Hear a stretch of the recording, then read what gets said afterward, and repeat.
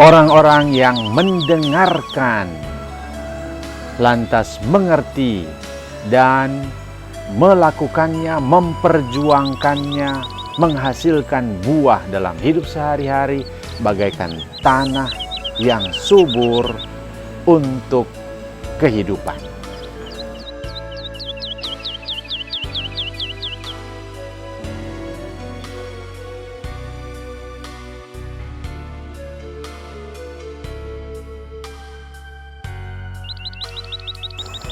Salam jumpa bersama saya Pastor Kris dalam berbagi inspirasi hari ini.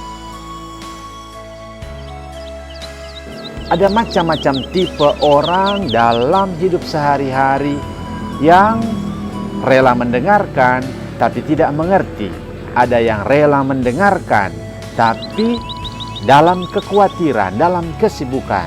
Dan dalam Injil, Tuhan Yesus mengumpamakan tipe-tipe ini dengan tanah.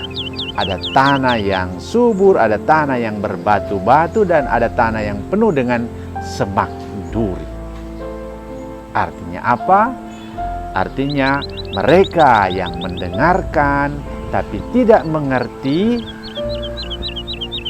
itulah mereka yang dalam hidup sehari-hari menerima sabda Tuhan, tetapi tidak mencernanya, tidak merenungkannya. Banyak umat kita kalau pergi gereja, mereka sibuk dengan membaca warta paroki. Sementara pastor membacakan Injil, mereka sibuk membaca WA. Nah, hari ini Tuhan Yesus mau mengajak kita untuk apa? Supaya bertumbuh dan berkembang. Jangan mendengarkan sambil lalu, tapi mari mendengarkan, merenungkan, dan mengertinya. Ada juga yang mendengar tapi dalam kekhawatiran, dalam kesibukan. Akhirnya semuanya lewat begitu saja, tidak tahan lama. Apakah kita termasuk orang yang seperti tanah yang subur sehingga buah-buah berlimpah kita hasilkan dalam hidup sehari-hari, atau jenis tanah yang berbatu-batu, jenis tanah yang penuh dengan semak duri?